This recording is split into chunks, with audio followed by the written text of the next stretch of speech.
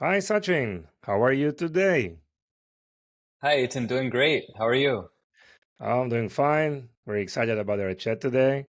How is New York? Likewise. New York is great. I'm actually just outside of New York right now, but love being in the city. Definitely where I call home. Okay, so your home is in the city, right? That's right. That's right. Is it inspiring place for you to Yeah, thrive I in mean, if e-commerce? anyone who's ever been to New York knows the energy when you walk outside, or even just listening to the sounds of the city. First of all, it keeps you awake, but secondly, it gives you enough energy to keep going. Yeah, yeah, it's important. I guess there's some point in your career where you want to go out or some more of the rural areas or something different, nature more, right? Definitely, yeah. At some point, we'll At see. some point. Yeah, no, you're not there yet, so it's good. Yeah.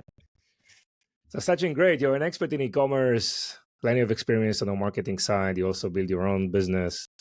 You work with other entrepreneurs running their own brands. So let's start probably with some of your experience. What are you working these days? Where are you working these days in your role?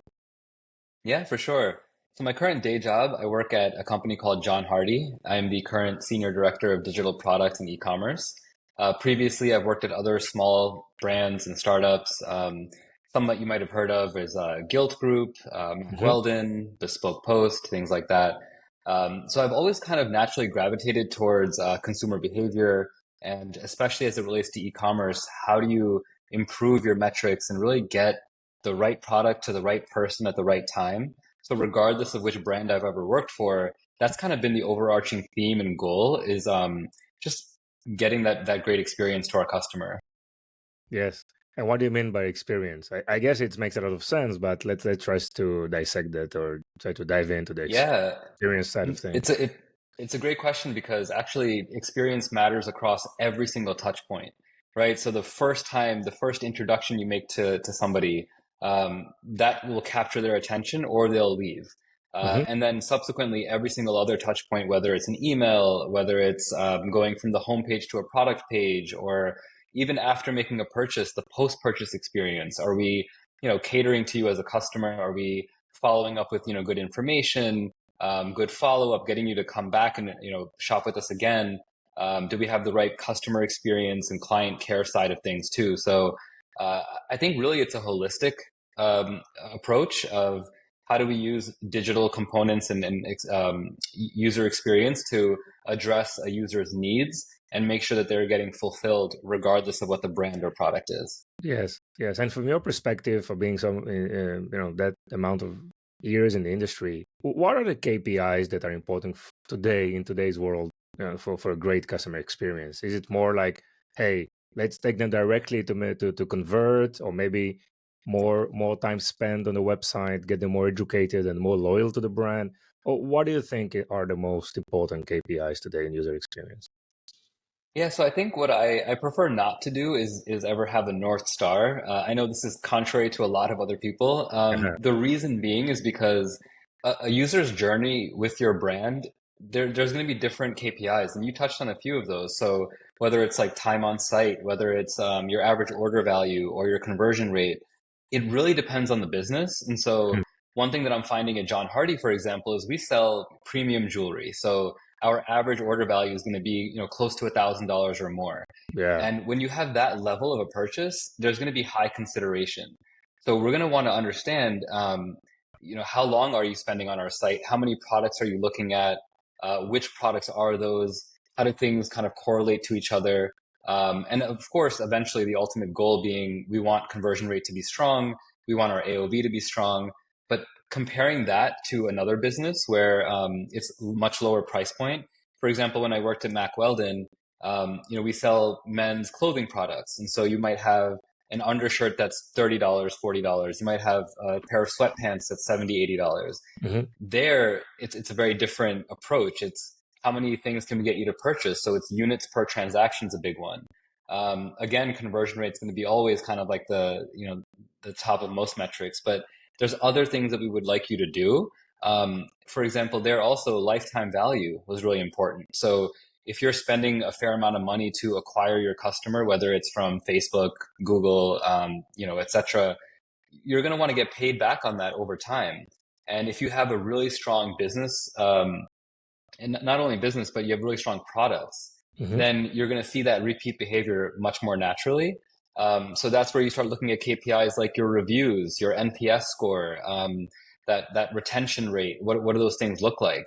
And the last one I'll touch on actually is when I was at Bespoke Post, it's a much more subscription driven business, right? So now you're looking at KPIs like revenue per visitor. You're looking at retention in terms of subscription, not necessarily one-time purchase. And so the whole analysis changes depending on your specific business. So I always like to look at it individually like that based on each brand, and then try to understand what are the business goals and how do we reach that. There might be multiple KPIs to help us get to that goal, or there might be that one overarching one that we really want to make sure to go after. But that's kind of how I would approach that. Yeah. Yeah, I totally agree. It makes a lot of sense. Even two brands with the same product line targeting the same people, those two brands might be in a different stage of the life cycle, right? They have different probably customer sentiment, right? People think about them differently, so that they can't copy and they can't do whatever the other company is doing, right? They need to really research and understand what is the customer sentiment, how they're buying, what are the customer journey, how many touch points, and trying to come up with a specific strategy, right? But the first phase in trying to aggregate the data and try to understand what customer thinks about the brand. And based on that information, you can analyze and try to make some decisions. So how do you do that today? How do you analyze? How do you know what's going on? Yeah, I mean, you have to really peel back the layers. And so we have really strong reporting and analytics tools.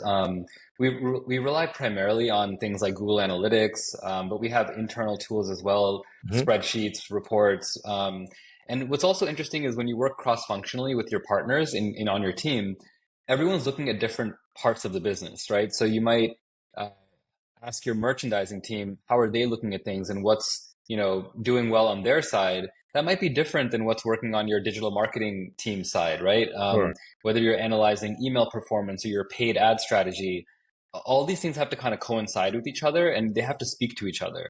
So if you're able to take that like from product to channel to website and kind of like layer all those data points on top, then you can start to make sure you have the right journey for each customer. And that's when you see the positive benefit on your metrics as well. Yes. Obviously, there are like different stakeholders in the company might analyze the data, but they might have different KPIs or different targets, and sometimes there are conflicts, right? Between how do you create this alignment and some clarity between all the groups? I mean, there is a lot of ego involved, obviously, and things are quite not that easy. Obviously, data is one thing, and yes, everyone can analyze the data in a certain way, right, towards whatever they want to promote or what's important for them. But there is a North Star here, right? There are company level targets and KPIs. And how do you make sense of all these data points and how do you orchestrate this process internally?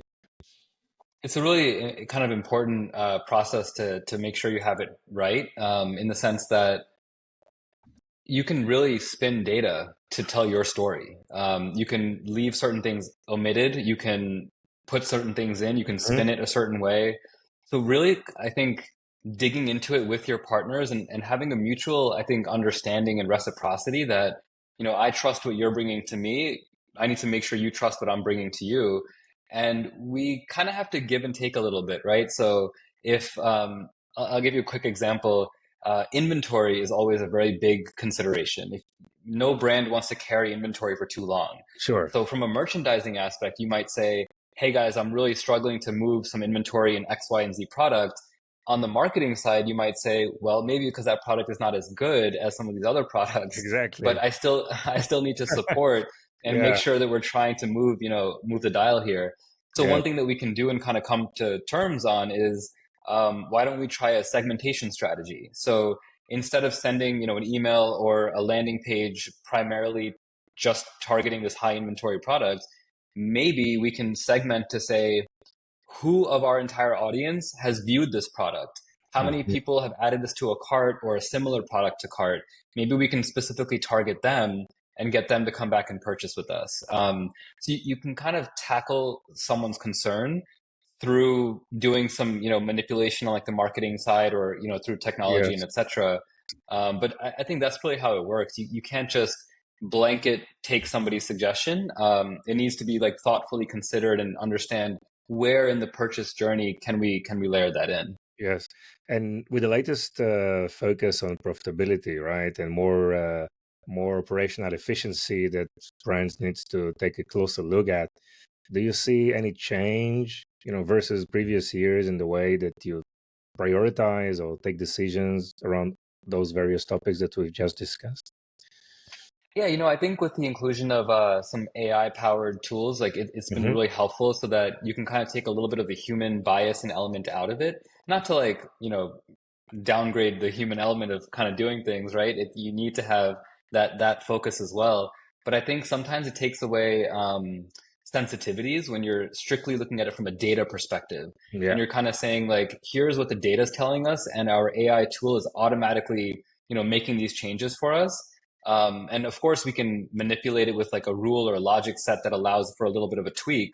But if you're able to trust the data to kind of inform your decision making, Hmm. I think, and it does take a little bit of that bias out of it, which allows then us to move faster. So, to kind of speak to that with like a more practical example, we launched a really cool on-site search experience, both at John Hardy and in other companies I've worked at. Hmm. And we use an AI powered algorithm in the background so that depending on what people are searching for, it looks on the number of clicks per product. It looks kind of how far the user went down to find that product, which products led to a higher conversion. So anytime maybe there might be discussion around visual merchandising on a website, you can kind of take a little bit off of your plate, have AI kind of do some of the heavy lifting for you, and embed that into your site experience, and that will lead to higher Yes. performance, and it'll lead to easier conversations with your team. Yeah. Yeah. Obviously, all these AI, you mentioned the search use case, kind of a content recommendation or product recommendation type of engines behind the scenes. And it's all based on obviously analyzing pieces of data and real traffic that comes into the platform. And I wonder, and I would like to ask you about what is your experience with the results of these AI engines? Yeah, they're not always perfect, and they don't. I think this is where the human element really does play a really big importance, right? Is that Yeah. we know the nuances, we know the context, right? And I think context is so important when it Yes. comes to AI, because you can't necessarily program that in all the time. Just again as an example, working at a fashion company, every month you have some new fresh products coming in, right? Mhm. So there's literally zero data available to not only yourself, but to the AI as well. And how do you then make a decision? So, I think at some point you have to have some manual intervention to account for context. Yes. I'm very interested in John Hardy and the products, obviously large ticket items. Share with us, please, about customers' purchase behaviors, like time to purchase, how many touch point they are doing, in various platforms, competitors, until they make a Yeah. purchase. So I think very very interested in this. Yeah. I think this also speaks to the difficulty of understanding the entire world of data that we have at our fingertips, right? Because as a brand like John Hardy, we're not only an omnichannel brand, but we're a very heavy wholesale brand as well. So Uh-huh. we have hundreds of partners out there. So you might actually come across our brand in places that we don't even realize you've interacted with our brand, right? So you might have walked into a jewelry store, saw our product, got inspired by it, came to our site, did some further research, and eventually made a purchase. We also aren't sure whether you made that purchase physically in store or you made it digitally with us on our website. We also, it's hard to tell whether you've made a purchase one time and then you bought again from us, and did those happen on two different channels as well? So there's a lot of, I Wow. think, from an attribution standpoint, it makes it very difficult to answer that question very specifically. But I think just more generally, at least what we can track online, is that it does take multiple touch points. There are around like a 2 to 3 week period of time where we see people coming back often to look at the same product, or maybe we got you to come back because we saw that you signed up for our email newsletter and you haven't made a purchase subsequently. So we're kind of reaching out to you to kind of bring you back in. Hmm. So I think a lot of those tactics is we try to notice how much time has elapsed, and then we, try our best to kind of bring you back into our loop. But I think with our brand specifically, it's very difficult to understand, just because we show up in so many different places. Hmm. Even from like a TV ad, you might have seen us on something. You might see us on a display banner ad or something like that. You might be on a cruise ship and you saw us on a cruise ship, right? And so it's like hard to understand kind of where that comes from. So Yes. one thing that we recently implemented was a post purchase survey, to understand where's the first time you heard about us, because that at least helps us understand which marketing channels are we investing in, and are those the right channels to at least get you that first level of awareness of just Yeah. even hearing about who our brand is. Yes. Yes. So you found some like let's say best practices or like common behaviors, and you try to actively take that potential shoppers into a journey that, or you just keep it more agile, more open. What's your thought process on this? Yeah, I think honestly it's good to be agile because we don't know what might work one day, might not work the next day. And Yeah. things change so quickly, whether it's, the meta algorithm or your iPhone privacy or, whatever it could be. So for us, it's much more important to be adaptive and really understand how to meet our customer where they are. When in 2020, when the entire world shut down, then, our wholesale accounts weren't doing so great. Our own retail stores were not doing so great because everything had to close up. Hmm. So that's where we shifted a lot more of our focus to our e-commerce channel. And we invested a lot in terms of replatforming, redesigning, making sure our experience is kind of top notch and best in class. Um, but like that, the reason that happened is because of these catalysts that happened a couple of years ago, right? And we don't know what's going to happen 2 years, 5 years, or 10 years from now. And it's just a matter of how do you adapt to that situation and make sure that you continually meet your customer where they are. Yes. Yes. We started to discuss about the importance of data, how we're analyzing everything. It's obviously important, but then you mentioned that attribution is so difficult, and we really don't know a lot about how customer reached us, how they make the purchase. And this is a common theme, that I hear from a lot of my guests, Yeah. right? About how attribution, definitely on an omni-channel scenario, it's so difficult to understand, what's going on. Yeah. How do you see, I mean, the future of this gap, right? There was a huge gap of understanding. What Yeah, are well, I the... think that a lot of it's going to be catching up in terms of technology. So, Mhm. I think there are certain companies that already have taken this to the next level. So, for Yeah, example, like Amazon, you walk into like Amazon Go store, they know who you are. They know you can walk in, walk out, make a purchase without even touching your wallet. Like they've already attributed that to you as an individual.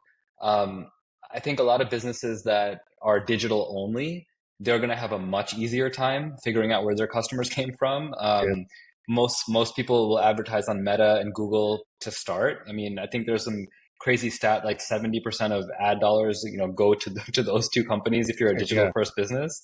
Um, so I think it's really important for most brands to understand kind of where they're investing their time and their effort and their energy, and then making sure they can track that as best they can, given the tools that we have.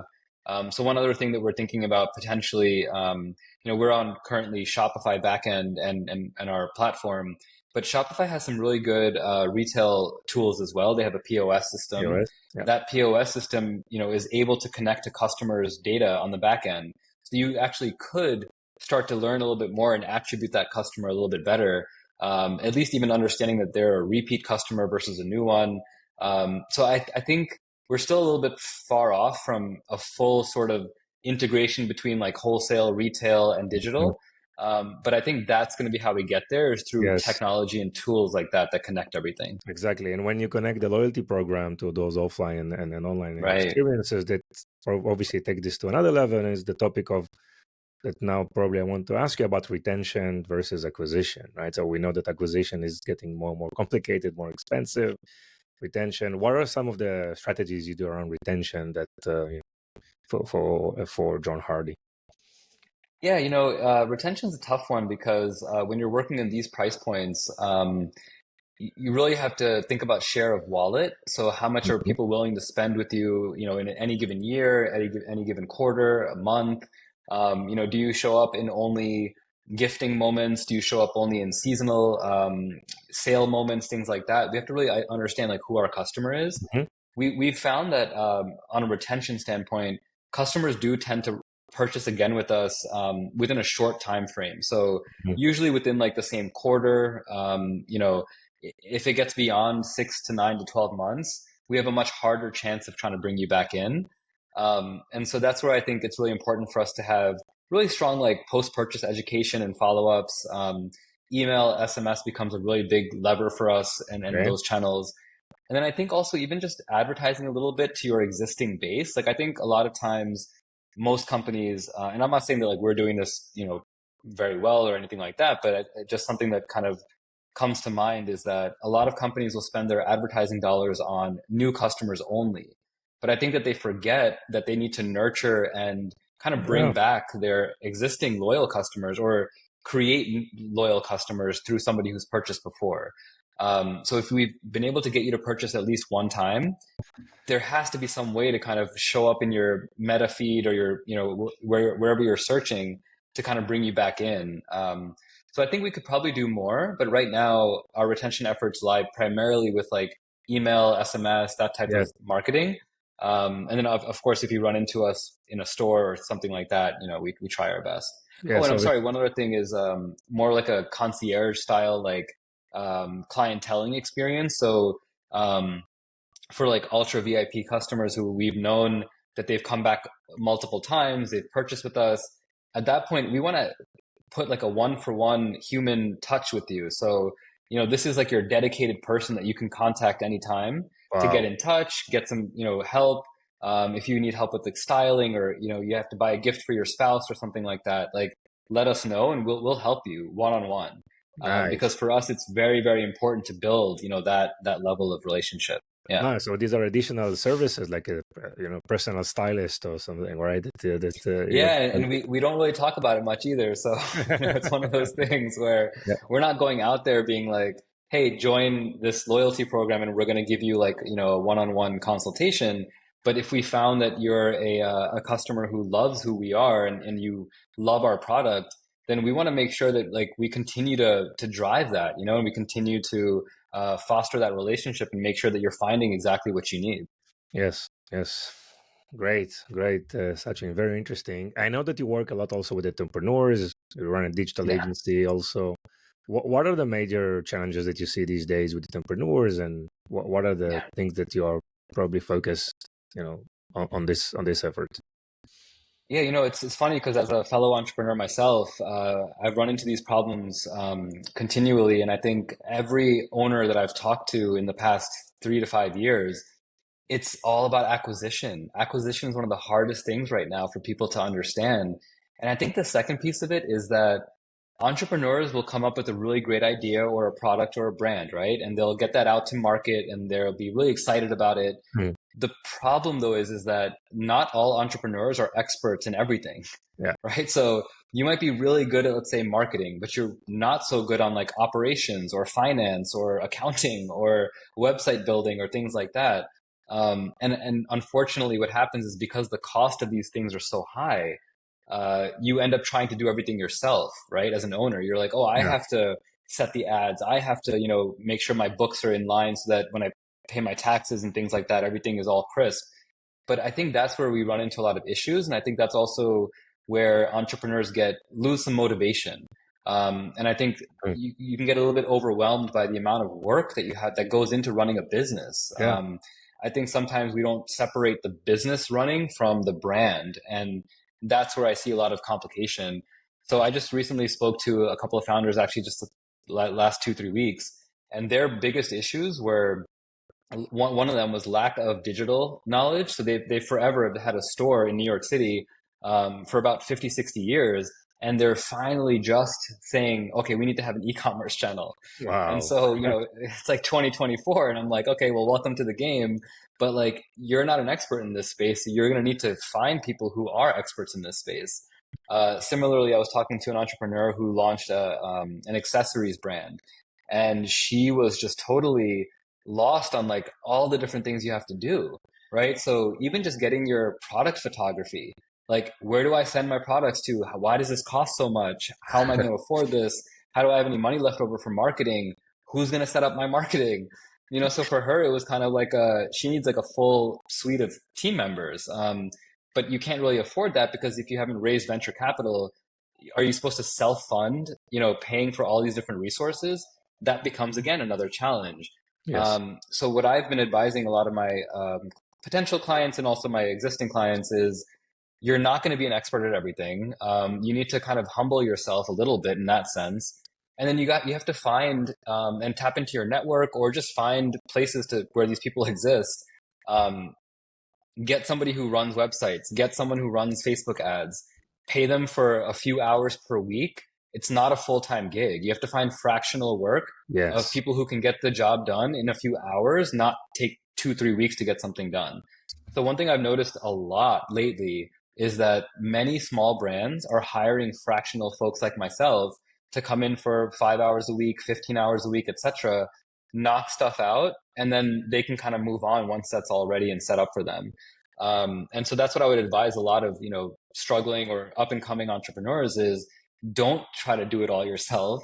Try to find people that you can leverage and then lean into that, and that'll help you scale. Yes, and it's getting more and more complicated. I mean, every area of the business is getting more complicated and more difficult to understand. And so you need like the experts to manage that for you, whether it's on the Yeah. marketing side, on the back end side of thing with supply chain and warehousing and selecting 3PLs. I mean, it's getting so complicated and no one knows everything, right? So it's very smart. I mean, this fractional era that we're in, get a few hours from an expert, and get advice and try to come up with the best strategy and the best decision making around specific topics. I mean, you can't take all the decision by yourself, right? 100%, It's 100% very, agree. very important. And, And and also just like the nuances, right? Like even just like what you're talking about with 3PLs, like each time someone at a 3PL picks and packs your order, or if you have a return come in and they have to restock the shelf, every single action that they take is a nominal cost, right? yeah, So you have to factor that into your margins. And if yeah, you haven't been taught that originally, maybe your pricing strategy is wrong, right? So then you have to go back and understand your cost versus your profit and kind of how that all figures itself out. yeah. So there's a lot to do, and I think entrepreneurs sometimes can get a bit overwhelmed by the magnitude of it. Yes, yes. And it seems that, a lot of budget is going, as you said, to Meta and Google and probably Amazon, right, for advertising. And, CPCs Yeah. are increasing all over across the board. What are some of the organic or growth hacking tactics that you see that are working quite effective these days? So I think organic's a tough one to crack, right? Because the best form of advertising is word of mouth. If you have such a great brand and product that you sold it to one person and that one person told their friends and family and you Yeah, were able to get another one or two purchases, like that's the dream, that's right? the network effect, Um, right? But it's so difficult yeah, to it's find. so difficult. The hard part about something like SEO, for example, is even trying to show up on Google's first page of results. Like you have to have a really, really strong strategy for SEO in order for that to make an impact, right?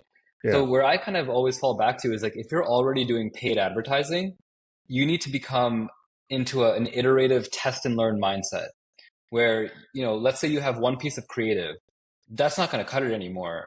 We're in a world now where you have to feed Meta like 20 pieces of creative and different copy, and Hmm. it needs to figure out what is the best combination that I'm going to show a potential customer to Yeah. get them to click through and come in. So what I would encourage is, and this is something I do with my clients and also my own small brand, is a lot of diversity in your creative. So whether it's videos versus images, whether it's carousels versus images, the copy, the headline, the description, the CTA, look at every single part of your ad strategy and think about how you can iterate that into 10 to 20 different variations and then run all those variations, because then you'll at least get a baseline of data to learn and understand, okay, these four value propositions worked much better than these other ones, so let's cut these and let's double down on those ones. um, Maybe it was a very specific type of video. Maybe it was UGC and not necessarily like a brand storytelling video. Yeah. Okay, great. If UGC works, then go out and find 10 more influencers or content creators who can pump out, some more content for you. And the cool thing about where we're at right now is like 10 years ago, some of these platforms didn't exist, but now you can plug into a platform, put your creative brief in, it'll shoot that out to a bunch of content creators. You get back a bunch of applications. You accept the ones that are most on brand for you, and then you tell them what you need from them, and they'll produce it on your behalf. Mm-hmm. So you're not going out and renting, studio time. You're not renting, or you're not like paying for models and things like that. You're actually just paying somebody for their creative time, and then the rights to use that asset across email, website, advertising, etc. And once you get kind of figure out that content pipeline, then I think you can really run. I think if you have struggled creating content, you're also going to find struggle in your marketing efforts and trying to acquire new customers. Yes, yes. So what I hear you say is you need to first experiment with few marketing channels, right, or marketing tactics and just don't fall in love or too emotional with any of them, right? I mean, get the data, trying to understand what's going on, immediately cut those or remove those who are not working, and just zero in on the one that are working, make the strong stronger, right?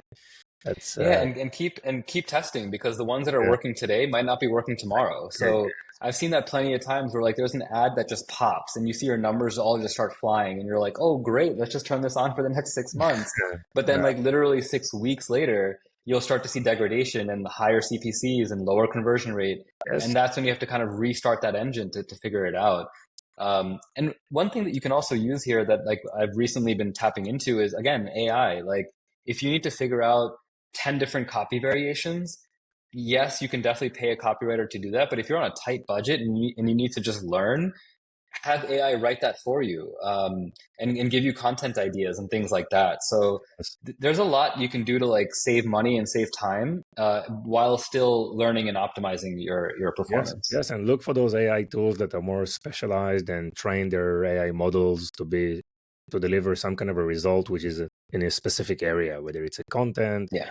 or advertising or influencer marketing or some of the backend stuff. So this is, I think, the era where we are going into, right? ChatGPT is nice, but it doesn't work for everything unless you probably download an app on ChatGPT 4 or use other AI tools which is more focused and more specific on training their models to probably solve one specific problem, right? Yep, Um, 100%. so Sachin, we did a prep call and you told me a lot of stories about yourself. I know you have a lot of fun facts, but maybe you can choose two and just share with the audience. Yeah, totally. So one totally fun fact that's very personal is, before I got too much into my career, I did do some professional dancing actually. So Wow, I'm formally trained in hip hop, jazz, salsa, a couple of Indian dance styles as well, really? like Bhangra, Bollywood. Yeah. So I kind of took all that experience, and I wasn't ready to let go. And I really appreciate performing and entertaining and kind of being on stage, and just you kind of lose yourself under the lights when you're dancing, and it just feels amazing. So Wow. I did some really cool stuff. So like I performed at the Latin Grammys years ago as a backup to a band called Aventura, which was awesome. I performed at a WNBA pregame show for the New York Liberty in Madison Square Garden, which was awesome too. Crazy experience. Wow. So all these like types of like things. We were part of like a traveling dance troupe, and so Mhm. I always encourage people, like if you do have a passion like this, don't just set it aside. Like try and get as much out of it as you can, because what it does is it motivates and fulfills you in ways that will have a positive impact on your career, on your For development, sure. and all those things. So For yeah, sure. for sure. For sure. Wow. Really nice. Really nice. And the second one? And the second one actually is a side kind of hustle that turned into a brand and a business. My wife and I started a baby clothing apparel line called Any Baby. And the subtle nod here actually is because I'm always a New Yorker, is that it stands for a New York baby, but we're Uh-huh. made for any baby. And so we sell gender neutral clothing that is specialized. So we have like cushioned knees and elbows, so for crawling support. We have a first of its kind peppermint fabric, which yields itself to being anti-odor and sun safe as Oh, well. So it's just like a really cool specialized material and product. And we've seen some really interesting traction so far. A lot of parents who buy our product, they come back and buy more because they love it so much. So we're just slowly, scaling, and it kind of goes back to the conversation we're having earlier of I kind of live and breathe what entrepreneurs are going through because I myself am going through it too. So by day I might be senior director at John Hardy and really loving and crushing that area of my career, but on the other side, I'm tapping into this passion and entrepreneurial spirit that I've always tried to kind of foster. So nice, nice. Sachin, you're doing so many great things. So really, it's exciting and inspiring to hear and to listen to what you're doing. It's also a nice combination because you're also dancing, so it's part of the passion. So passion and work. I guess you have the right combination in place. So well done, Sachin. Uh, thank you, thank you. where people can find you?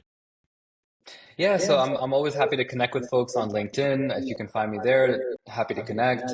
I also my agency website is skb.digital. Try to keep that really easy. Hmm. And if you want to check us out, our baby apparel line, you can go to anybaby.io. But yeah, I'm always open to conversation, networking, meeting like-minded people.